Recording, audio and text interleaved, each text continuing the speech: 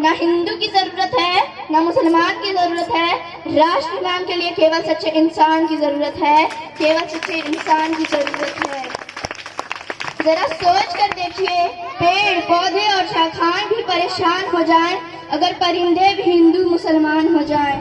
बड़ी बड़ी बातें नहीं, छोटी छोटी कोशिशें करनी होगी, क्योंकि ठोकर हमें पहाड़ से नहीं पत्थरों से लगा करती है।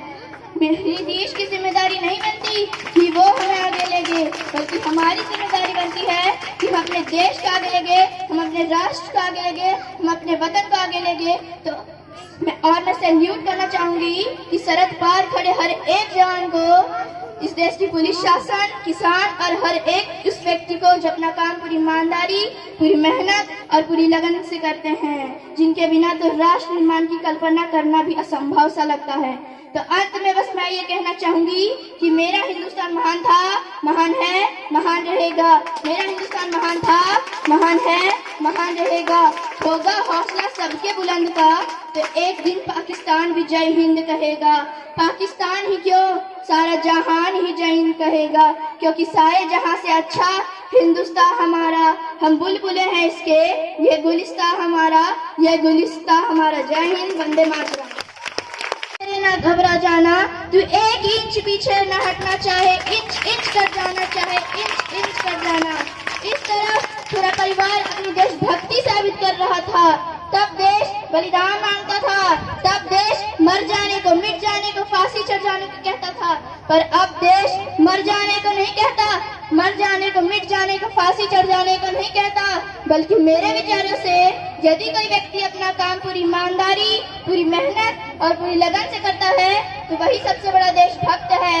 मैं नहीं मानती कि फेसबुक और व्हाट्सएप की डीपी को 3 रंगों से रंगना देशभक्ति है, और यदि आप कहते हैं कि साल में 2 बार हाथ में तिरंगे को रख लेना देशभक्ति है, तो मैं पूछना चाहूंगी कि फुटपाथ पर रहने वाला वो बच्चा जो ट्रैफिक के सिग्नल के छांव के नीचे नंगे पांव तिरंगे बेच रहा होता है, तो क्या आप उसे उसकी देशभक्ति कहेंगे? नहीं, ये उसकी देशभक्ति नहीं, ये उसकी पेट की भूख की शक्ति है जो उसे ऐसा करने को मजबूर करती है। क्योंकि ना मस्जिद को जानते हैं, ना शिवालयों को जानते हैं, ना मस्जिद को जानते हैं, ना शिवालयों को जानते हैं। जो पेट के भूखे होते हैं ना, वो सिर्फ भोजन गिरने वालों को जानते हैं, वो सिर्फ भोजन गिरने वालों को जानते हैं। हम एक समाज में जीते हैं कि पत्थर के मूरत को लगते हैं 56 भोग, कि पत्थर के मूरत को लगते हैं 56 भोग। वहाँ भूखे नंगे तड़पते सो जाते हैं लोग, वहाँ भूखे नंगे तड़पते सो जाते हैं लोग। गरीब को काम दीजिए दान नहीं, गरीब को काम दीजिए दान नहीं। अगर दान देने की इच्छुक है ना, तो जीते जी रक्त दान देकर और मरने के बाद अंग दान देकर किसी मरते हुए को जीवन दान दीजिए। यही सच्ची देशभक्ति और यही सच्चा राष्ट्र प्रेम है।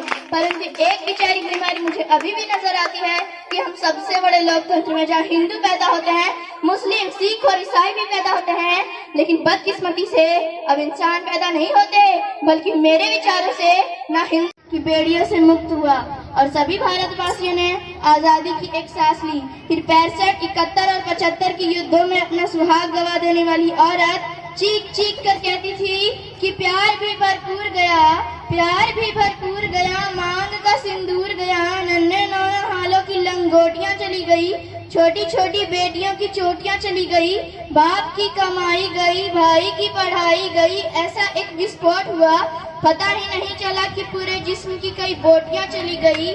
पर आपके लिए तो एक आदमी मरा है साहब, मेरे घर की 2 रोटियां चली गई, मेरे घर की 2 रोटियां चली गई।